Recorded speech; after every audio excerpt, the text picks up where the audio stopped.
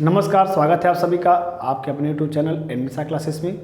साथियों, जैसा कि उसे जानते हैं कि एन मिशा क्लासेस शिक्षा से संबंधित समस्त जानकारियां आपको प्रदान करने हेतु तत्पर रहता है और हम सभी चाहते हैं कि जो शिक्षक बने भविष्य में वे गुणवत्तापूर्ण शिक्षा प्राप्त करके शिक्षक बने। इसीलिए सबसे पहले हमने बीएड को पढ़ाने का प्रयास किया, जो कि सफल रहा। हर यूनिवर्सिटी को तो नहीं कह सकते, लेकिन उत्तर प्रदेश में अधिकतम जो यूनिवर्सिटियां हैं उनके बच्चे हमारे ही चैनल से पढ़ के अपने महाविद्यालय में, अपने विश्वविद्यालय में अच्छे अंक प्राप्त करते हैं। तो बीएड की सफलता को देखते हुए हमने यह तय किया कि हम डीएलएड के भी क्लास चलाएंगे, क्योंकि डीएलएड का जो कोर्स है वह पूरे उत्तर प्रदेश के 75 जिलों में फैला हुआ है। इसका जो एरिया है वो बहुत ही व्यापक है, इसलिए इस व्यापक पैमाने पर चल रहे कोर्स को भी हमने पढ़ाने का ठाना हुआ है। और जैसा कि आप सभी जानते हैं कि डीएलएड में सबसे ज़्यादा समस्या गणित में होती है और बैग भी सबसे ज़्यादा गणित में ही लगता है। इसलिए हम यह चाहते हैं कि जो भी डीएलएड के हमारे छात्र हैं वह गुणवत्तापूर्ण शिक्षा प्राप्त करें। जो क्लास करने वाले हैं, जो क्लास करने नहीं जा रहे हैं, उन दोनों को भी हमारे चैनल से लाभ मिल सके। और अधिकतर छात्र छात्राएँ कुछ जो सुप्रीम कोर्ट का फैसला आया है उसके बाद बीएड करने के बाद डीएलएड कर रहे हैं, तो उनकी भी मांग थी कि सर हम बीएड कर चुके हैं, डीएलएड की भी क्लास चलाई, हम आपके यहाँ से पढ़े हैं और हम आपके यहाँ से पढ़ना चाहते हैं। इसलिए आप सभी की मांग पर अब रेगुलर मोड में आपको रोज़ एक वीडियो मिलती रहेगी गणित शिक्षण की। ठीक है, हम आपको गणित और जो शिक्षण अधिगम है यह 2 विषय आपको मैं खुद पढ़ाऊँगा। ठीक है, और बाकी विषयों के भी क्लास आने का हम प्रयास करेंगे। इसके साथ साथ बीएड का जो भी कोर्स छूट गया है उसको भी हम पूरा कराने का पूरा प्रयास करेंगे। तो चलिए आज हम बात करेंगे यहाँ पे गणित शिक्षण में हमें क्या क्या पढ़ना है।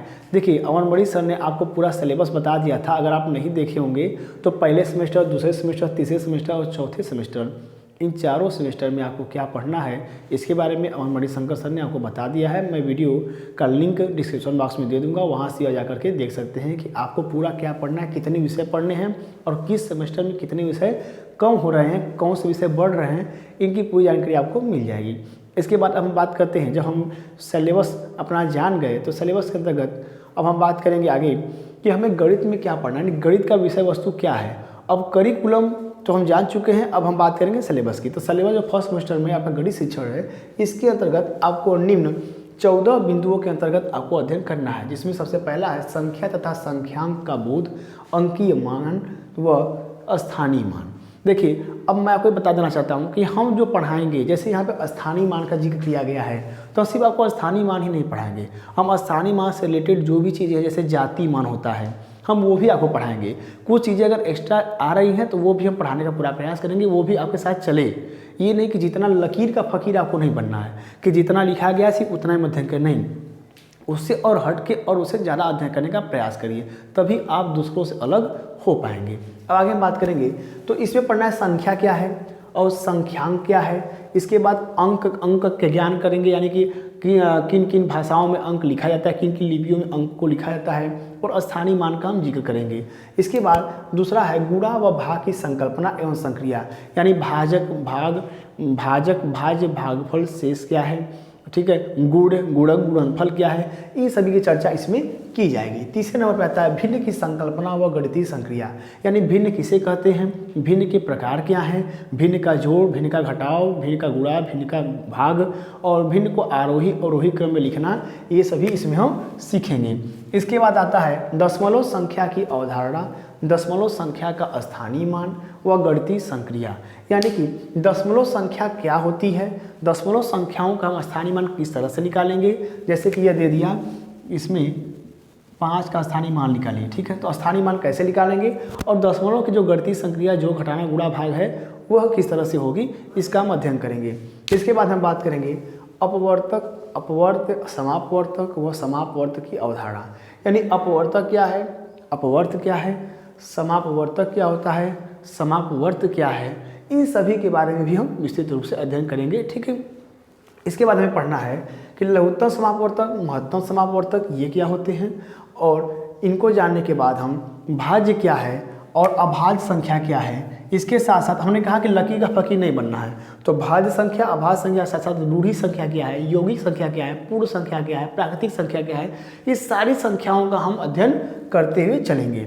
आगे बात करेंगे प्रतिशत का अर्थ व संकेत, यानी प्रतिशत क्या होता है, प्रतिशत का संकेत क्या है, प्रतिशत कैसे हम ज्ञात करते हैं, प्रतिशत किस तरह से हमें निकालना है, इसका भी अध्ययन हम यहाँ पे करेंगे। किसी भिन्न को प्रतिशत में कैसे बदलना है वो अभी मैं आपको अलग से बताऊँगा।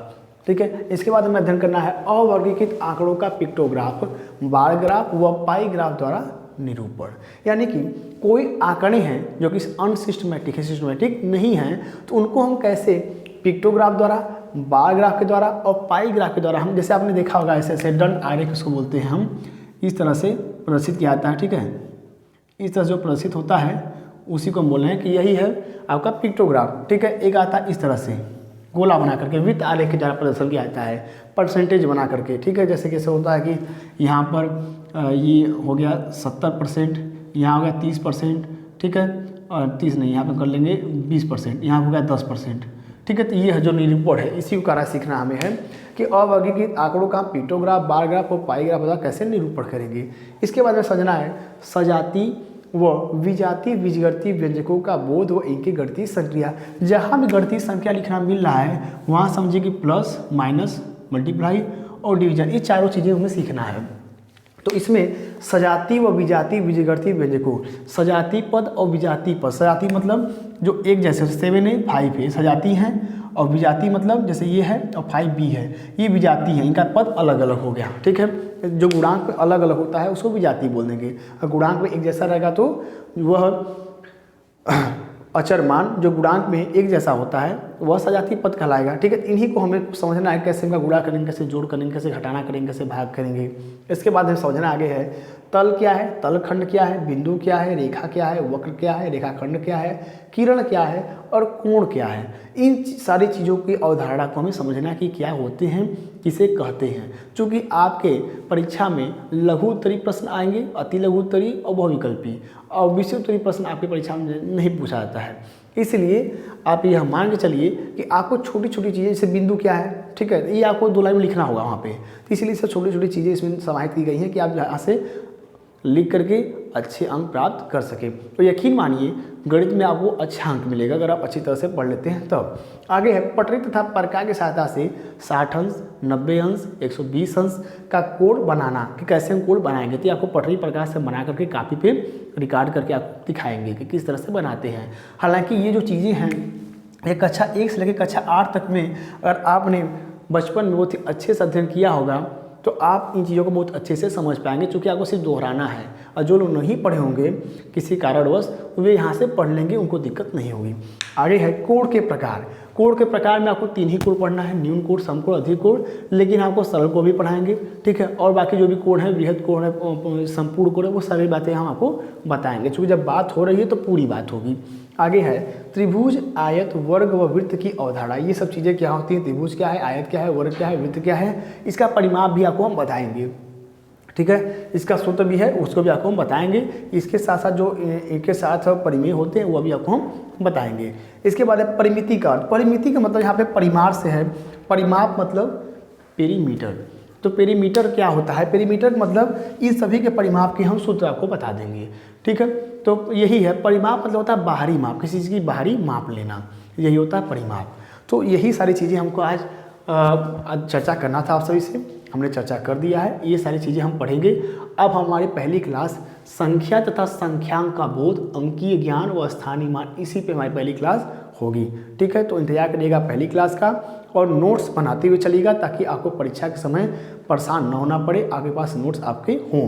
क्योंकि हमेशा कहते हैं कि नोट्स हम नहीं देंगे, नोट्स आप स्वयं बनाएंगे और समझते हुए चलेंगे बहुत अच्छे ढंग से। आपको कभी एहसास नहीं होगा कि हम विद्यालय अगर नहीं जा रहे हैं महाविद्यालय तो हमको यहाँ पे अच्छे से नहीं पढ़ाया जा रहा है। आपको महाविद्यालय की कमी हम नहीं होने देंगे, इसकी मैं पूरी लिखित गारंटी लेता हूँ। और आपके अंक अच्छे आएंगे, इसकी भी लिखित गारंटी है, बशर्ते आप इस क्लास को अपने और अपने साथियों में भी शेयर करिए। ठीक है, इसी के साथ अगली क्लास में मिलते हैं। मैं नितेश मिश्रा आपसे विदा लेता हूँ। धन्यवाद।